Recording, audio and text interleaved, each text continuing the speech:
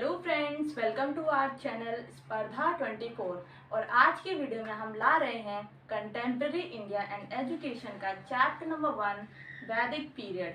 अगर आपको वैदिक पीरियड का पीडीएफ चाहिए तो डिस्क्रिप्शन में आपको मिल जाएगा। तो चलिए स्टार्ट करते हैं हम वैदिक पीरियड। प्राचीन भारतीय सभ्यताओं में वैदिक सभ्यता को सर्वप्रथम स्थान प्राप्त हुआ है। इस सभ्यता के निर्माता आर्य थे। आर्यों के द्वारा जिस शिक्षा प्रणाली का विकास किया गया है उसके संदर्भ में जो भी जानकारी है वो हमें वेदों से ही मिलती है। वेदों के आधार पर शिक्षा को मोक्ष का साधन माना गया है, यानी कि मोक्ष की प्राप्ति इंसान को तब तक नहीं होगी जब तक उस व्यक्ति को वेदों का ज्ञान नहीं होगा। वेदों में शिक्षा को ज्ञान, आत्मा तथा ब्रह्म की खोज माना गया है। तो चलिए अब हम आगे बढ़ते हैं वैदिक काल की विशेषताएं। वैदिक काल की विशेषताओं में जो पहली विशेषता है वह है उपनयन संस्कार। उपनयन संस्कार क्या होता है?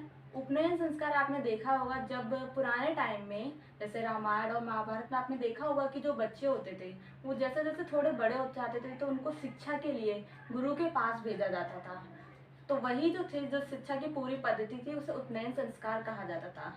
उपनयन संस्कार में बालक को गुरु के पास ले जाया जाता था, जिसमें बालक जो होता था वो ब्रह्मचारी जीवन में प्रवेश कर जाता था।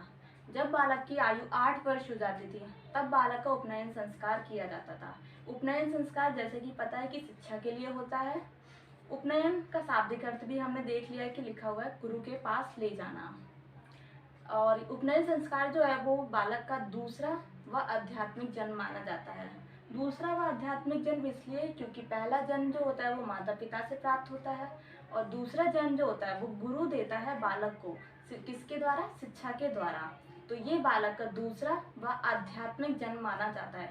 इस आध्यात्मिक जन्म में बालक की शरीर, मन व आत्मा का विकास होता है।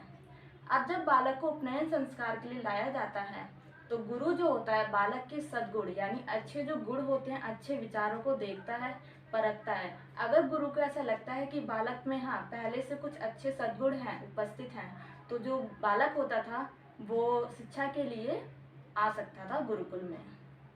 तो ये पूरा जो डिसाइड करना होता था वो गुरु द्वारा ही किया जाता था। तो चलिए अब हम देखते हैं इसकी नेक्स्ट विशेषता जो कि है विद्या आरंभ संस्कार। तो अगला जो हमारा विशेषता है वैदिक काल की वो है विद्यारंभ संस्कार। अब क्या है, बालक का उपनयन संस्कार हो चुका है। उपनयन यानी बालक ने गुरुकुल में प्रवेश ले लिया है। प्रवेश लेने के लिए बालक की शिक्षा का आरंभ करने के लिए विद्यारंभ संस्कार किया जाता था। इस संस्कार में बच्चों को अच्छा ज्ञान कराया जाता था। इसमें गुरु जो होते थे बच्चों को पहले सरस्वती देवी की उपासना, साथ में देवी देवताओं की उपासना करने के बाद ही अक्षर का ज्ञान कराया जाता था। तो यह था विद्या आरंभ संस्कार। अगला जो संस्कार है वह है समावर्तन संस्कार। समावर्तन जैसे कि आपको नाम से ही लगा होगा किसी चीज का अंत होना, समावर्तन, समावर्तन, ठीक है। तो इसमें क्या होता था, जब बालक जो है अपनी शिक्षा पूरी कर चुका है और वह 25 वर्ष की आयु का हो चुका है, जब बालक की आयु 25 वर्ष की हो जाए तब बालक का समावर्तन संस्कार किया जाता था। इस संस्कार में बालक ब्रह्मचर्य आश्रम से गृहस्थ आश्रम में प्रवेश करता था, यानी अब बालक जो शिक्षा वह पूरी करके गृहस्थ आश्रम में प्रवेश करेगा। यह बालक का समावर्तन संस्कार था। इस संस्कार में गुरु जो होते थे वो बालक को एक उपदेश देते थे। हे शिष्य, सदा सत्य बोलना, स्व अध्ययन में प्रमाद मत करना तथा श्रद्धा से दान देना। यानी हे शिष्य, सदा सच बोलना, कभी भी स्व अध्याय यानी जो खुद से सीखते हैं उसमें कभी कोई कमी मत करना, और जो दान है उसको हमेशा श्रद्धा से देना। ये जो उपदेश था वो गुरु जो होता था वो अपने शिष्य को देता था और यह समावर्तन संस्कार करता था। समावर्तन संस्कार होने के बाद बालक जो होता था वो गृहस्थ आश्रम में प्रवेश कर जाता था। तो चलिए अगली विशेषता की ओर आगे बढ़ते हैं जो कि है गुरुकुल पद्धति। गुरुकुल पद्धति यानी जिस तरीके से आज हम देखते हैं कि लोग हॉस्टल में रहते हैं, स्टूडेंट्स जो होते हैं, ज़्यादातर स्टूडेंट्स हॉस्टल में रह के पढ़ाई करते हैं। तो ऐसे ही पुराने समय में क्या होता था वैदिक काल में कि जो छात्र थे वो गुरुकुल में जाते थे, यानी वो घर पे रह के शिक्षा ग्रहण नहीं करते थे, वो गुरुकुल में गुरु के पास जाकर शिक्षा ग्रहण करते थे और वहीं रहकर उन्हें पूरा टाइम शिक्षा ग्रहण करनी होती थी। वो वापस घर भी नहीं आते थे, जब तक उनकी शिक्षा पूरी नहीं हो जाती थी तब तक वह गुरुकुल में ही रहते थे। गुरुकुल क्या था? नगरों से बहुत दूर, एक शांत और सुंदर जगह पर गुरुकुल होता था, यानी गुरु का आश्रम होता था, जहाँ पर रह के गुरु बच्चों को शिक्षा देता था। तो इससे क्या होता था, जो नगरों की जो गंदगी और जो शोर शराबा है वहाँ से दूर रहकर शिक्षा ग्रहण करने से बालक का जो बौद्धिक और जो मानसिक और आध्यात्मिक विकास है वो होता था।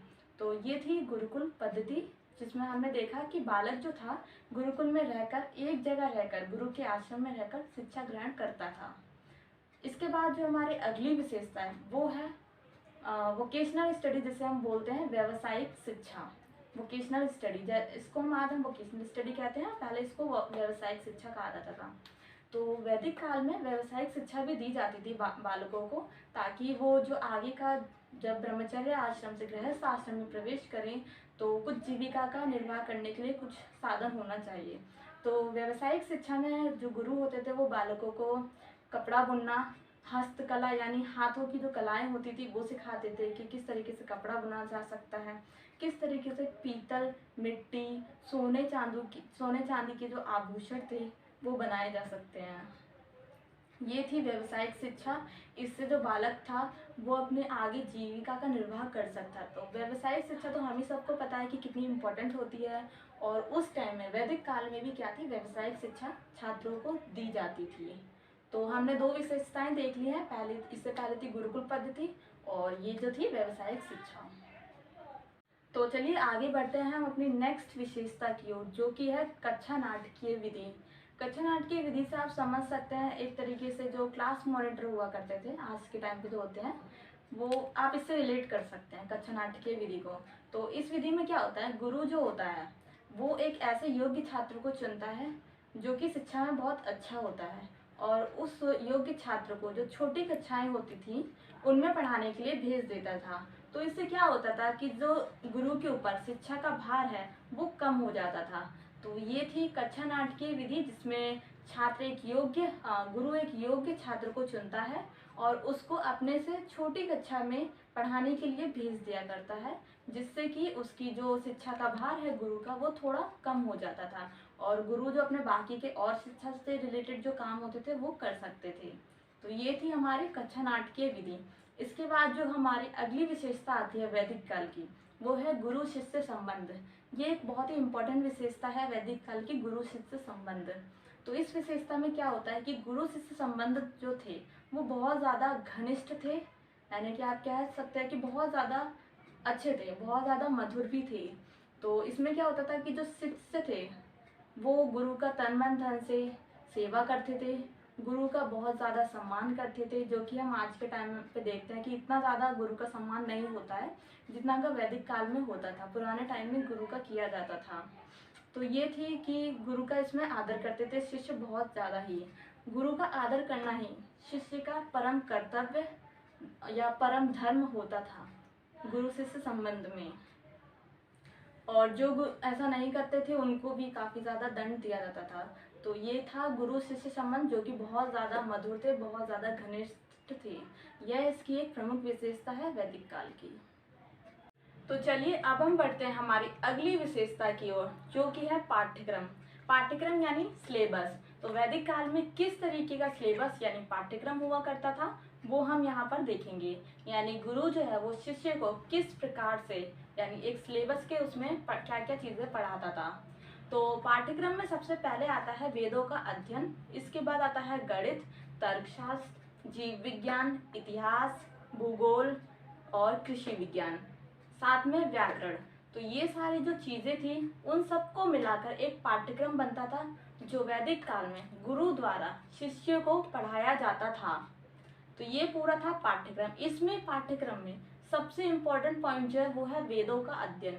यानी 4 वेद होते थे, ऋग्वेद, यजुर्वेद, सामवेद और अथर्ववेद। इन चारों के अध्ययन के बिना जो वैदिक कालीन शिक्षा है वो पूरी नहीं मानी जाती थी। इसके बाद साथ ही में जो व्याकरण है, यानी जो व्याकरण का अध्ययन है वह भी बहुत इम्पोर्टेंट माना जाता था वैदिक कालीन के पाठ्यक्रम में। तो हमने यहाँ पर देखा कि वैदिक कालीन शिक्षा में एक तो वेद, दूसरी है व्याकरण। इन दोनों चीज़ों का एक इम्पोर्टेंट रोल है।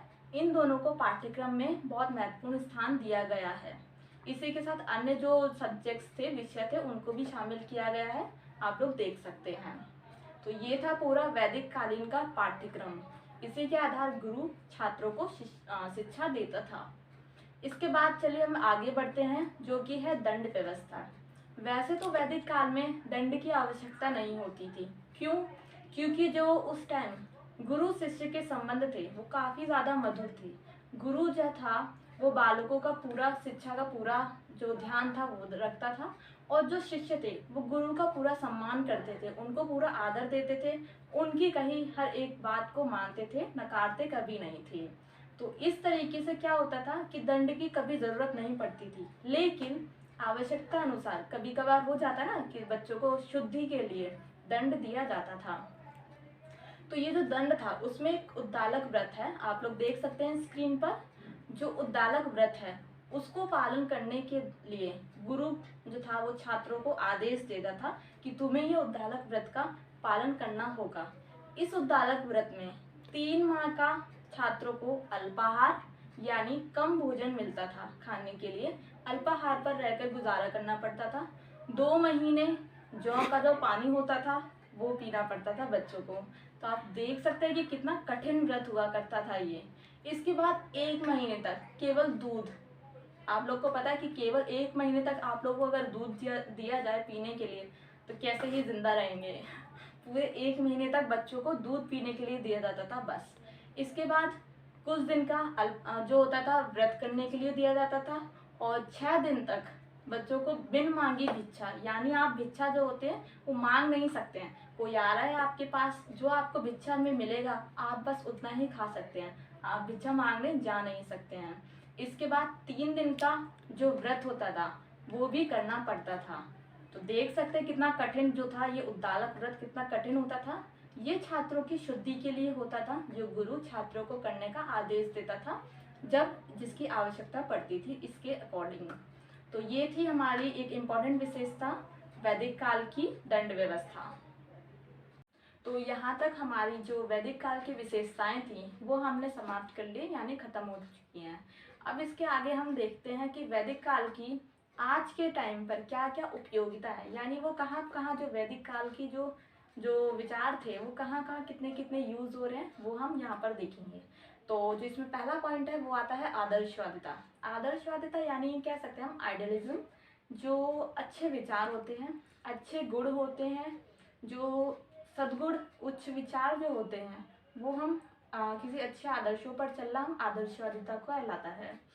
तो आदर्शवादिता ये हमने पता चल गया कि आदर्शवादिता क्या होता है। तो आज भी हम कहीं ना कहीं जो पुरानी सभ्यता है, हमारी जो संस्कृति है उसको हम लेकर चल रहे हैं। जो हमारे पूर्वजों से जो संस्कृति सभ्यता हमें मिली है वो हम आज भी कहीं ना कहीं अपना कर चल रहे हैं, हम उसे आज भी नहीं भूले हैं। कैसे कि हम आज भी क्या है, भौतिकता की अपेक्षा यानी जो फिजिकल नेचर है, फिजिकल थिंग्स है, उसकी जगह हम आज भी क्या करते हैं, जो आध्यात्मिकता है यानी जो मन की शक्ति है, मन की अंतरात्मा है, जो ईश्वर है, उसको हम ज़्यादा महत्व देते हैं। इसी के साथ जो धन है, धन की अपेक्षा हम चरित्र यानी जो एक आदमी का कैरेक्टर होता है उसको ज़्यादा इम्पोर्टेंस देते हैं एक्सेप्ट मनी। तो ये भी क्या है, एक आदर्शवादिता यानी एक अच्छे विचार हैं। इसी के साथ ही हम विज्ञान यानी साइंस की बजाय हम दर्शन को ज़्यादा इम्पोर्टेंस देते हैं। दर्शन यानी दर्शन क्या है, दर्शन विज्ञानों का विज्ञान है, दर्शन एक जीवन जीने की कला है, दर्शन हमें जीवन जीना सिखाता है। तो हम आज भी विज्ञान की अपेक्षा दर्शन को इम्पोर्टेंट समझते हैं।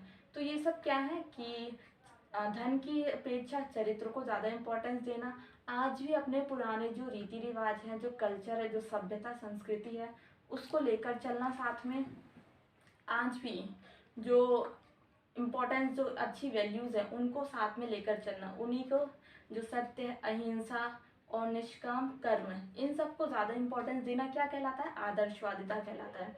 यह आदर्शवादिता हमें कहाँ से मिली है, यह आदर्शवादिता हमें वैदिक काल से मिली है। इसीलिए हम कह सकते हैं कि वैदिक काल जो है वो आज भी कहीं ना कहीं उपयोगी है हमारे आधुनिक काल में। तो चलिए बढ़ते हैं हम अगली उपयोगिता की ओर और देखते हैं कि ऐसी कौन सी उपयोगिता है जो आज के प्रेजेंट टाइम में वैदिक काल से रिलेट करते हुए ज़रूरी है। तो अगली उपयोगिता है हमारे अनुशासन तथा गुरु शिष्य संबंध। जैसे कि हमें पता है कि वैदिक काल में जो शिष्य थे काफ़ी ज़्यादा अनुशासित रहते थे और गुरु का पूरा आदर और सम्मान करते थे। और गुरु और शिष्य के संबंध कैसे थे? बहुत ज़्यादा घनिष्ठ थे।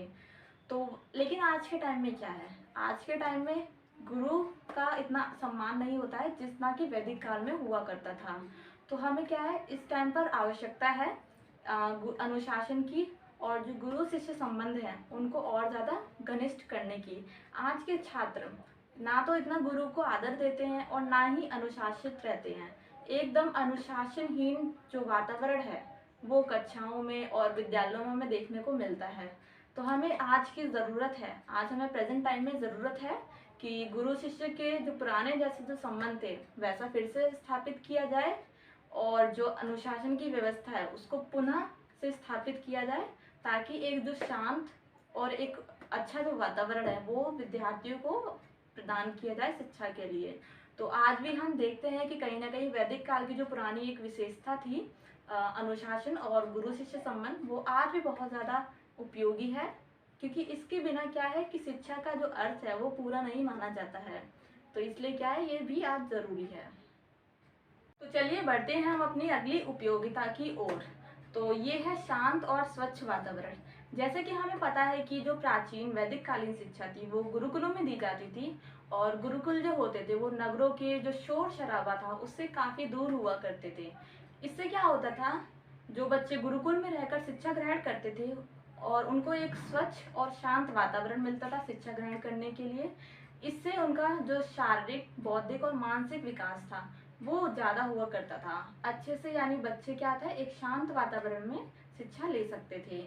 लेकिन आज के प्रेजेंट टाइम में क्या है, आज हमने देखा कि काफ़ी सारे जो स्कूल्स होते हैं वो जो ट्रैफिक लाइट होती है उनके जस्ट थोड़ा सा पास ही होते हैं, तो वहाँ से कितना ज़्यादा जो हॉर्न की आवाज़ होती है वो कितनी ज़्यादा आवाज़ आती है, जिससे क्या होता है कि जो बच्चा होता है वो काफ़ी ज़्यादा डिस्टर्ब होने लगता है, और उसका जो ध्यान है, जो दिमाग है, वो पढ़ाई से क्या होता है, थोड़ा थोड़ा डिस्ट्रैक्ट होने लगता है। इसी वजह से जो प्राचीन जो थे जो गुरुकुल में शिक्षा ग्रहण करने जाया करते थे, वो एक गुरु वहाँ होते थे, शांत जो जंगल हुआ करते थे उसके बीचों बीच हुआ करता था गुरुकुल।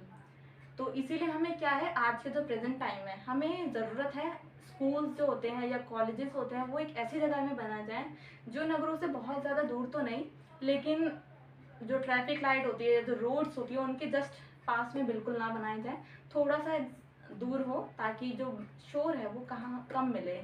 क्योंकि आजकल इतना पॉसिबल नहीं है कि बहुत मतलब ऐसा पुराने टाइम जैसे जंगल मिल जाए और वहाँ हम स्कूल कॉलेजेस बना दें, तो इतना भी ज़्यादा पॉसिबल नहीं है। लेकिन इतना पॉसिबल है कि ट्रैफिक लाइट से तो, या जो ट्रैफिक है, रोड्स हैं, मेन रोड्स हैं, उनसे तो दूर होना चाहिए जो स्कूल और कॉलेजेस होते हैं। इससे क्या होगा, जो बच्चे का शारीरिक और जो पढ़ाई में एक तरीके से ध्यान लगना स्टार्ट हो जाएगा। तो इस तरीके से ये भी एक उपयोगिता है जो कि आज के टाइम पे बहुत ज़्यादा इम्पोर्टेंट है वैदिक काल की। तो चलिए बढ़ते हैं हम अपनी लास्ट उपयोगिता की ओर, जो कि है छात्रों का सादा, सरल और उच्च जीवन। यानी इसमें क्या है, जो पहले के टाइम के जो छात्र होते थे उनका जीवन बहुत ही सादा और सरल हुआ करता था। उनको किसी से कोई मतलब नहीं हुआ करता था, वो पूरा टाइम अपने गुरुकुल में रहकर अपनी शिक्षा को दिया करते थे। तो ये क्या था, एक सादा और सरल जीवन हुआ करता था। उनको गुरुकुल के बाहर जो नृत्य वगैरह होते थे वहाँ पर जाने की कोई अनुमति नहीं थी। जो पकवान होते थे उसको भी खाने की अनुमति नहीं होती थी। क्यों? क्योंकि क्या है, उनका जीवन बहुत ही सादा हुआ करता था और सरल। लेकिन आज का क्या है, वर्तमान युग में प्रेजेंट टाइम में क्या है कि आज का जो शिक्षा का जो स्टूडेंट्स हैं, आज के उनका जो मेन एम है वो पढ़ाई को छोड़ के जो बाकी सारी चीज़ें हैं, जैसे मूवी देखने जाना, हड़तालें करना, और कुछ जो स्टूडेंट्स होते हैं वो सिगरेट, अल्कोहल और ड्रग्स वगैरह भी लेते हैं।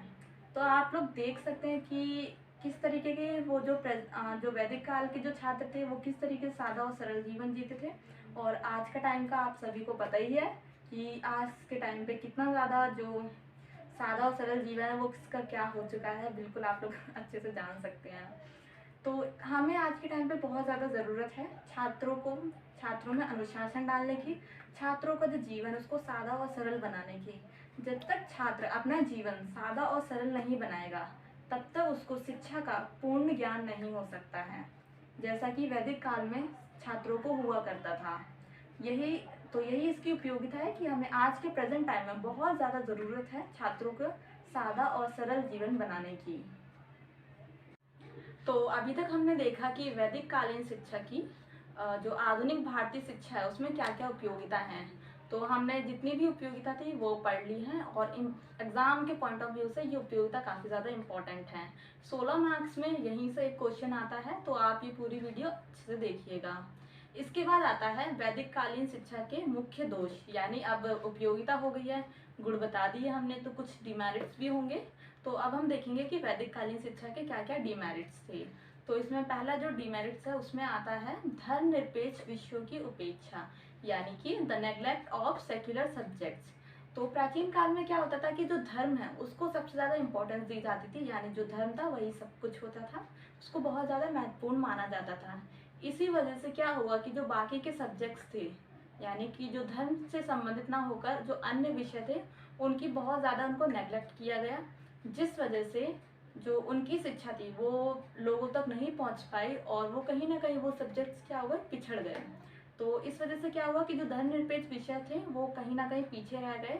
तो यहाँ पर एक ये बड़ा दोष है कि जिस वजह से हमारी जो कहीं ना कहीं संस्कृति है या सभ्यता है उसका कहीं ना कहीं धर्मनिरपेक्ष विषयों की उपेक्षा करने से विकास नहीं हो सका है, जो ऐसा माना जाता है। वैदिक कालीन शिक्षा का ये एक मुख्य दोष है।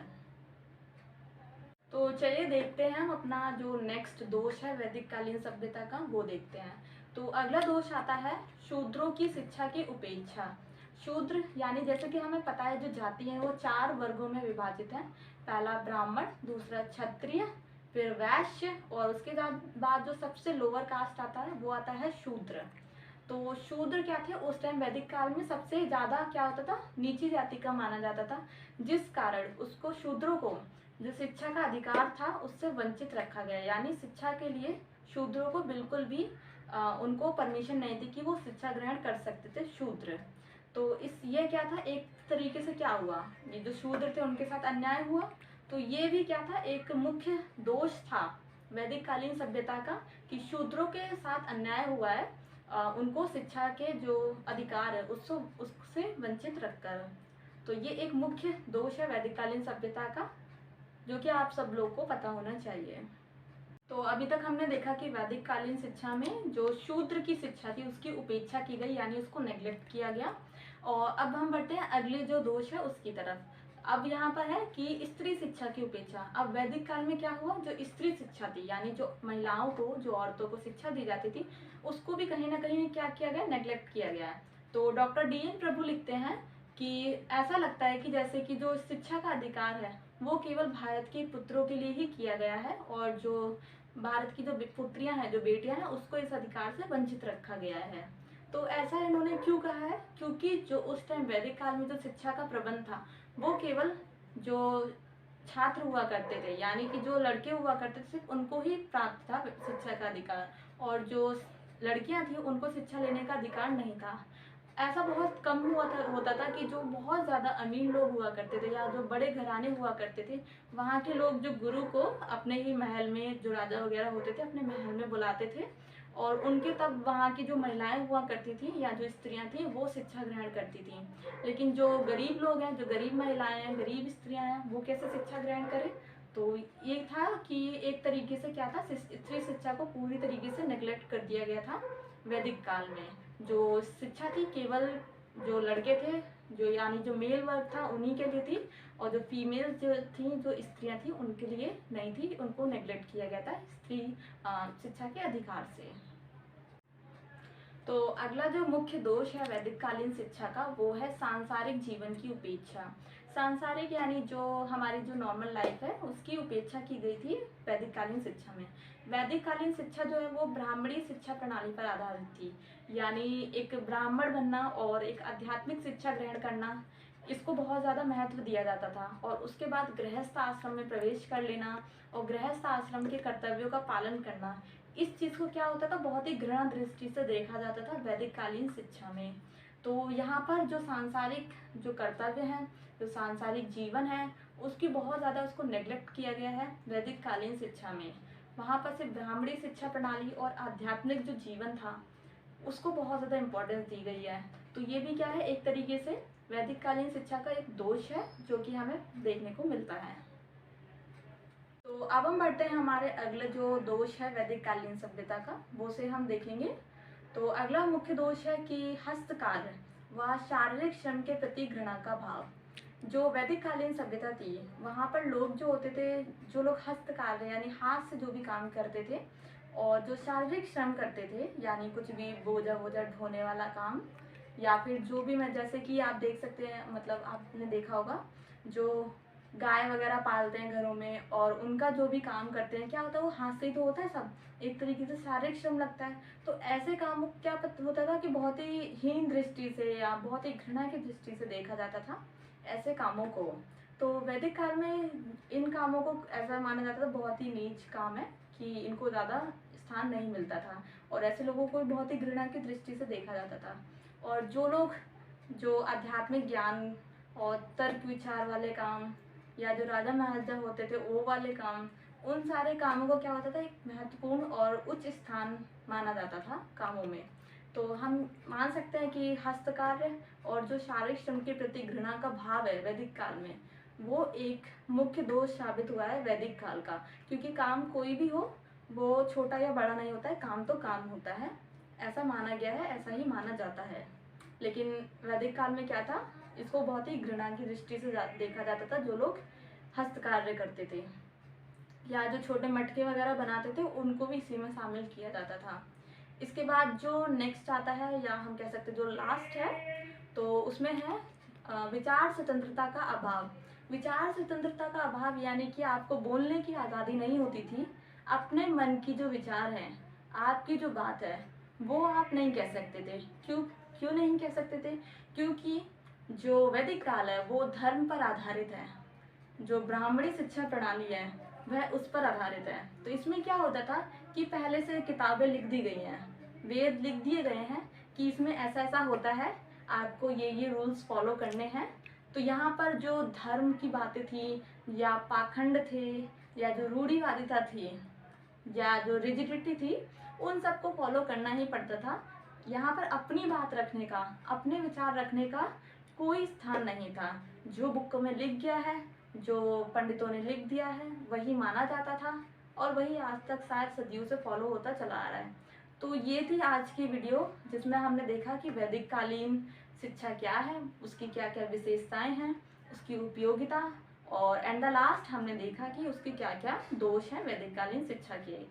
तो आई होप आपको ये वीडियो अच्छी लगी होगी। Please like and subscribe my channel. Thank you.